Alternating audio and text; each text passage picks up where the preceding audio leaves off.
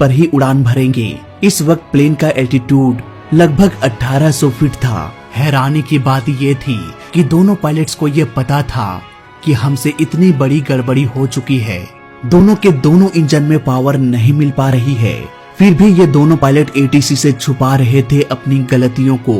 ATC भी almost 4 से 5 kilometre दूर होता है रनवे से, इसलिए लैंडिंग के दौरान उन्हें भी नहीं दिखा कि PIA बिना लैंडिंग गियर के ही लैंड कर चुका था। प्लेन को पावर ना मिलने की वजह से इसका एल्टीट्यूड धीरे धीरे 1800 फीट से भी कम होने लगा। अब उन्हें यहाँ पर समझ में आ गया होगा कि हमारा इंजन अब साथ नहीं देगा। हम किसी भी कीमत पर एयरपोर्ट का चक्कर लगाकर दोबारा से रनवे पर लैंड नहीं कर पाएंगे। फिर भी ये दोनों पायलट जबरदस्ती गो अराउंड करने में लगे हुए थे। उन्होंने प्लेन को लेफ्ट की ओर मोड़ दिया और रनवे के पैरेलल गो अराउंड करने की कोशिश करने लगा। उधर लगातार प्लेन अपना एल्टीट्यूड खोता जा रहा था। फाइनली हादसे के कुछ आखिरी सेकंड्स में पायलट ने एटीसी से कहा कि हम दोनों इंजन खो चुके हैं। इसके 12 सेकंड्स बाद मेडे मेडे मेडे कॉल किया गया। ये मेडे कॉल पायलट्स की आखिरी आवाज थी जो कॉकपिट वॉइस रिकॉर्डर ने रिकॉर्ड कर लिया। इसके बाद प्लेन का कम्युनिकेशन टूट गया। ये प्लेन मॉडल कॉलोनी में क्रैश हो गया, ऑलमोस्ट 25 घरों को तोड़ते हुए। ये प्लेन क्रैश हुआ जिसमें 18 घर पूरी तरह से तबाह हो गया। सारे यात्री के बॉडीज इतने बुरी तरीके से मिला कि उनके फेस को देखकर भी उन्हें आइडेंटिफाई नहीं किया जा सकता था। फाइनली 95 लोगों का DNA टेस्ट करके उनकी पहचान की गई। इतना करने में 20 दिनों का वक्त लग गया। इस हादसे में 99 लोगों में से 97 लोगों की मौत हो गई। सिर्फ 2 यात्रियों को ही जिंदा बचाया जा सका।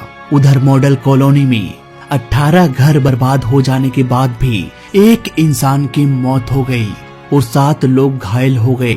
दोस्तों, यहाँ पर जिस तरह से प्लेन का इंजन रनवे से रगड़ खाया, जिस तरह से बेली लैंडिंग हुई, इंजन का पावर लॉस हुआ, ये सब देखते हुए लगता है कि इस प्लेन को बचाने का कोई भी रास्ता नहीं था। लेकिन ऐसा नहीं है। इतना सब कुछ होने के बाद भी इसे बचाने का एक नहीं बल्कि 3 रास्ता था। अगर दोनों पायलट समय रहते एटीसी को सब कुछ सच सच बता देते तो मे भी एटीसी उन्हें बेहतर रास्ता दिखा पाते कि आखिर करना क्या है, कैसे इस डैमेज प्लेन को सही सलामत उतारा जा सकता था। आइए इसे भी समझ लेते हैं। जैसा कि मैंने वीडियो के स्टार्टिंग में ही बताया था कि इस इंटरनेशनल एयरपोर्ट के थोड़ा सा आगे पाकिस्तानी एयरफोर्स बेस मौजूद है और दोनों के रनवे का डायरेक्शन ऑलमोस्ट सेम है।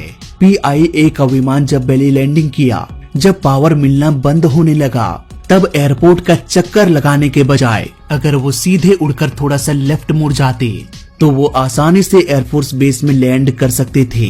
यहाँ का रनवे भी काफी बड़ा है। इस एयरफोर्स बेस में जाने के लिए प्लेन को किसी भी तरह का चक्कर नहीं लगाना था, बस प्लेन के डायरेक्शन को 10 डिग्री लेफ्ट की ओर मोड़ना था। बाकी एकदम सीधा रनवे था, प्लेन आसानी से लैंड कर सकता था। लेकिन अफसोस पायलट ने ये डिसीजन नहीं लिया और वो एयरपोर्ट का चक्कर लगाने में निकल पड़े। लेकिन आगे एक दूसरा रास्ता भी था प्लेन को बचाने के लिए। इस एयरपोर्ट में 2 पैरेलल रनवे है और दोनों रनवे को जोड़ने के लिए टैक्सी वे भी बनाया गया है ताकि प्लेन एक रनवे से दूसरे रनवे तक जा सके। ये टैक्सी वे एक सीध में थी। इट मीन्स जब पायलट प्लेन को लेफ्ट की ओर मोड़ा तब उन्हें पता चल चुका था कि हम क्रैश कर जाएंगे। ऐसे में यहाँ पर उन्हें इस टैक्सी वे का इस्तेमाल करना चाहिए था। यहाँ पर सिंपली एयरपोर्ट का चक्कर लगाने के बजाय इसी टैक्सी वे में लैंड करा देना चाहिए था। इस टैक्सी वे को भी काफी स्ट्रॉन्ग बनाया जाता है। ये आसानी से प्लेन के वजन को संभाल सकता था। लेकिन अफसोस पायलट ने इस अपॉर्चुनिटी को भी मिस कर दिया। ये टैक्सी वे इतनी लंबी थी कि मोस्ट प्रोबेबली ये प्लेन को रोक पाता। अगर ये नहीं भी रोक पाता तो ये धीमा होकर घास में चला जाता, पर कोई भी दिक्कत नहीं होती। प्लेन्स तो घास के मैदान में भी लैंड कर सकता है, बस वो मैदान समतल होना चाहिए, ना कि उबड़ खाबड़। लेकिन अफसोस पायलट ने इस अपॉर्चुनिटी को भी मिस कर दिया और वो मौत की ओर आगे बढ़ने लगी। अब किस्मत ने उन्हें एक तीसरा मौका, एक आखिरी मौका दिया प्लेन को बचाने के लिए। यहाँ पर प्लेन को सेकेंड टैक्सीवे में उतारा जा सकता था, लेकिन पायलट ने इसे भी इग्नोर कर दिया और आगे की ओर चल पड़े। ये पता होने के बावजूद भी कि ये प्लेन क्रैश हो जाएगा, वो आगे की ओर चल पड़े। इसके बाद प्लेन को बचाने के सारे रास्ते बंद हो गए। पाकिस्तानी एयरलाइन की या कहें उनके पायलट की इतनी बड़ी लापरवाही शायद ही इतिहास में या फ्यूचर में हमें देखने को मिलेगा। इस हादसे ने पूरे देश को हिला के रख दिया। दूसरे कंट्रीज के लोग डरने लगे कि PIA में टिकट लेना सही है या नहीं। यहाँ तक कि यूरोपियन यूनियन ने PIA को 1-2 महीने के लिए नहीं बल्कि 6 महीनों के लिए बैन कर दिया। मतलब कि कोई भी PIA का विमान ना तो उस कंट्री में जाएगा और ना ही वहाँ से आएगा। इस हादसे के कुछ ही दिनों बाद US ने भी PIA को बैन कर दिया। आज इस घटना के 3 साल से भी अधिक समय हो चुका है, फिर भी इसका फाइनल रिपोर्ट देखने को नहीं मिला। पाकिस्तान एविएशन अथॉरिटी क्या कर रही है, नो आइडिया।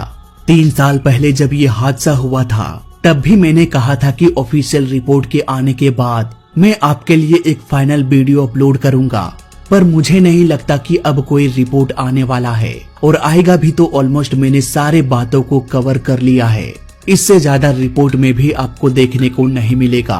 बात करें PIA के इतिहास की, तो एक टाइम था जब पाकिस्तान गवर्नमेंट ने एविएशन का मजाक बना के रख दिया था। जुल्फकार अली भुट्टो जब पाकिस्तान के PM बने तो उन्होंने बहुत सारे लोग जो उनके कास्ट के मुस्लिम थे और वो सिर्फ अपना नाम भी लिख सकते थे, उन्हें PIA में जॉब दे दिया गया ताकि अगले इलेक्शन में अच्छी खासी वोट मिल सके। इवन इनकी जो बेटी थी बेनजीर भुट्टो और उनके 2 सिक्योरिटी, इन तीनों ने मिलकर PIA में लोगों को भर्ती करने का जिम्मा अपने ऊपर ले लिया। इसके बाद लाखों रुपए रिश्वत लेकर PIA में जॉब दिया जाने लगा। आपको बता दूं कि ये वही बेनजीर भुट्टो है जिनके नाम पर आज एक इंटरनेशनल एयरपोर्ट चलाया जा रहा है, बेनजीर भुट्टो इंटरनेशनल एयरपोर्ट। कभी कभी मैं सोचता हूँ कि हमारे इंडिया में एयरपोर्ट का नाम जहाँ छत्रपति शिवाजी महाराज, नेताजी सुभाष चंद्र बोस इंटरनेशनल एयरपोर्ट होता है, जिनके लिए हमारे दिल से फीलिंग्स निकलती है, जिनकी हम इतने रिस्पेक्ट करते हैं, हमें गर्व होता है उनके नाम लेने पर। ऐसे महान शख्स के नाम पर हमारे इंडिया में एयरपोर्ट बनाया जाता है, लेकिन जब बात आती है पाकिस्तान की तो थोड़ा सा बुरा लगता है। खैर, ये सब कुछ जो मैंने बताया वो मैंने ऐसे ही हवा में नहीं बता दिया, इसका पूरा रिपोर्ट है। इवन पाकिस्तान के विंग कमांडर इकबाल जफर जो कि एयर क्रैश इन्वेस्टिगेशन ऑफिसर भी रह चुके हैं,